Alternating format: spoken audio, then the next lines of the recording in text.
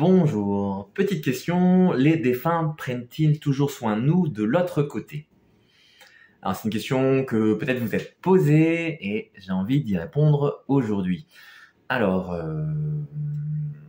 c'est un petit peu compliqué parce que il y a plein de réponses possibles. En plus, chaque personne, chaque médium a son expérience, mais j'ai l'impression par les sensations et les histoires que j'ai pu vivre en médiumnité qu'effectivement, ils gardent très souvent un pied de notre côté. Pas dans le sens de la hantise, hein, ce ne sont pas des fantômes qui viennent nous tirer les orteils la nuit, mais ils prennent vraiment soin de nous. Les personnes avec qui on a été proches ont bien sûr toujours de l'amour de l'autre côté pour nous, mais parfois on a des surprises aussi à retrouver des énergies que l'on ne connaissait pas forcément, peut-être des personnes qui font partie de nos ancêtres et qu'on n'a pas connues, ou alors des gens dont on n'était pas forcément proche de leur vivant. Et ça peut paraître étonnant, mais c'est parce que tout simplement, de l'autre côté, il y a beaucoup plus de liberté et des actions liées à un amour beaucoup plus puissant, beaucoup plus universel que la limitation lorsqu'on est en relation terrestre. Donc c'est pour ça qu'il y a beaucoup de surprises à se rendre compte à quel point on est choyé. Donc on est vraiment petits oignons pour nous de l'autre côté, mais ça ne veut pas dire bien sûr qu'on est tout le temps en train de nous soutenir.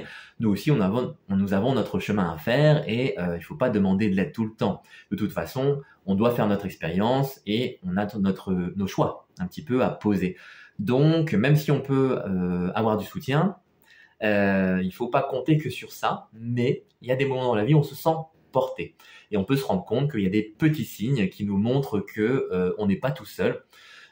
Pour certains, ça peut faire peur, mais pour d'autres, ça peut être au contraire rassurant. Ce lien, notamment si on a du mal à laisser partir le souvenir de cette personne, peut perdurer bien au-delà de son décès physique.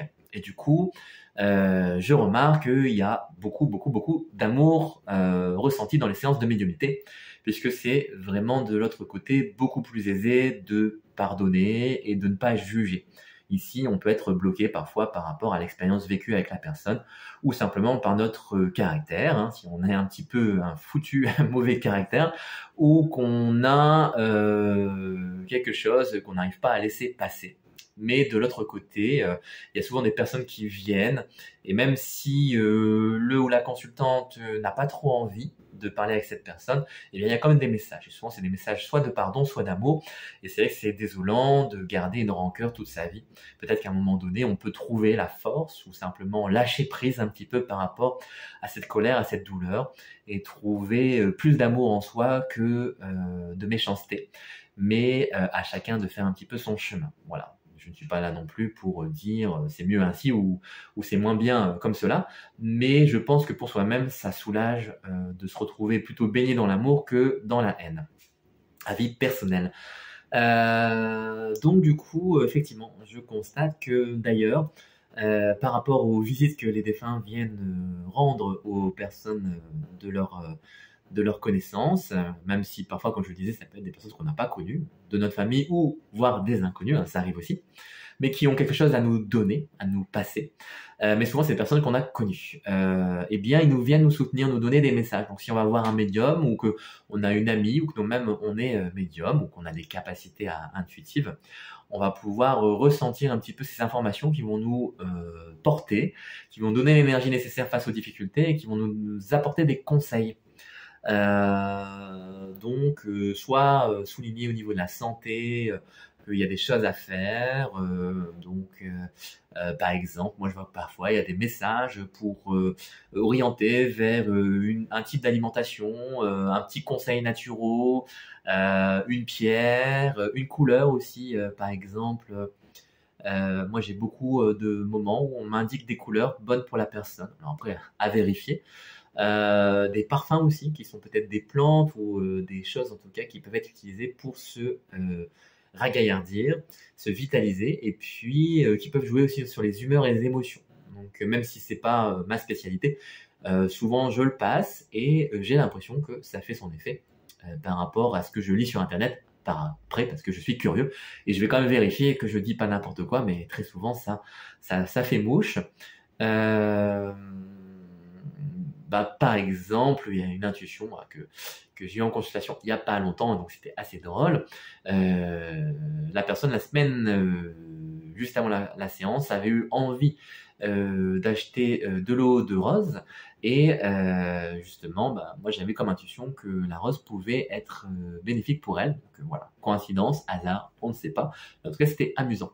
Donc des petites choses comme ça que les défunts, alors ici je sais pas si c'était un défunt, mais en tout cas c'est pour la petite anecdote. Il y a des informations comme ça qui peuvent passer de la part de ces personnes qui sont parties mais toujours là. Et du coup, elles peuvent nous soutenir. Par exemple, avec des choses ou des histoires que les gens ont vécues juste avant le départ de la personne et qui restent des grands points d'interrogation. Parfois, elles vont rassurer ces personnes par rapport à ces épisodes. Du coup, voilà, il y avait une dame dont la maman était partie et dont on n'avait pas bien compris le signe de tête, le signe d'approbation. Et apparemment, c'était par rapport aux énergies qui étaient dans la maison qu'elle voulait transmettre ce bien familial. Elle ne voulait pas qu'on le vende.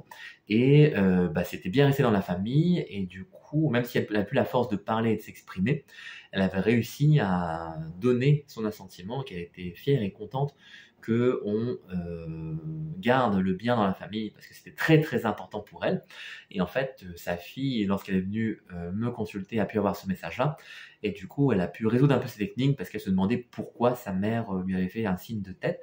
Et il y a eu plusieurs choses derrière, mais surtout l'essentiel, c'était cette approbation qui n'avait pas été comprise et qui finalement trouvait sa résolution. En tout cas, on l'espère si on n'a pas été nous-mêmes durs de la feuille lors du contact, mais je pense que d'après les sensations, les émotions qu'on a ressenties tous les deux, ça devait être ça. Voilà. Du coup, de l'autre côté, il nous donne des signes, parfois aussi qu'on peut retrouver, bien sûr, les choses classiques, c'est les plumes, les oiseaux, et, les lampes qui clignotent. Et d'ailleurs, on parle souvent de choses de perturbations électriques dans la maison. Et ça, c'est des petits signes d'encouragement. Alors pour certains qui ont regardé trop de films d'horreur, ça peut faire flipper. Mais en réalité, c'est souvent les moyens qu'ils ont de l'autre côté pour dire je suis là. Et si vous vous laissez vous ouvrir, en tout cas que votre cœur vous parle, que vous l'écoutez, vous verrez qu'en fait c'est plutôt rassurant. C'est des signes souvent plutôt positifs. Et du coup, si vous pouvez aussi leur demander si ça vous dérange trop, ou qu'ils vous font une facture d'ampoule trop importante, vous pouvez leur demander de se calmer sur leur manif. Mais c'est plutôt gentil de ce côté-là. Donc pas façon film d'horreur, même si on est encore pas loin d'Halloween. Ici, lorsque je tourne la vidéo. Donc, pour ma part, voilà. Donc, je dirais vraiment qu'il nous encourage. Et en fait, il n'y a pas de jugement une fois passé de côté. Je pense que même si ça peut rarement arriver qu'il y ait encore du ressentiment, la plupart du temps, je ressens plutôt énormément d'émotions positives, d'amour et d'énergie à partager. Et les impressions, les images, les sons, les messages que je passe sont toujours plutôt dans le bon sens, c'est-à-dire pour aider la personne à cheminer, à avancer dans sa vie, et s'il y a des blocages, à lever un petit peu ses résistances, se libérer émotionnellement, physiquement et mentalement. Du coup, je pense que oui, effectivement, ils sont toujours à nous aider. Maintenant, ils sont pas tout le temps là. C'est pas non plus, des systèmes de vigilance H24. Ils ont aussi leur vie entre guillemets de l'autre côté. Et puis surtout, nous, comme je le soulignais en début de vidéo, nous avons notre propre expérience à faire. Donc, il faut pas non plus se reposer sur eux pour tout le temps nous donner des signes, mais ça peut le moment voulu. Voilà. Si vous avez envie de poser vos questions, n'hésitez pas sous la vidéo. Si vous voulez faire vos remarques, c'est avec plaisir aussi que je dirai vos commentaires, vos expériences. Et si vous avez envie de faire un contact avec un médium, ici en l'occurrence c'est moi-même, Jérémy, je le ferai avec plaisir avec vous. Vous avez toutes mes informations de contact dans la description de la vidéo. Et puis, je rappelle que je fais aussi des lives, donc vous pouvez demander un contact ou une guidance lors de ces directs. Voilà, eh bien, je vous dis à très bientôt. Je vous souhaite une belle soirée, une belle journée. Ciao, ciao!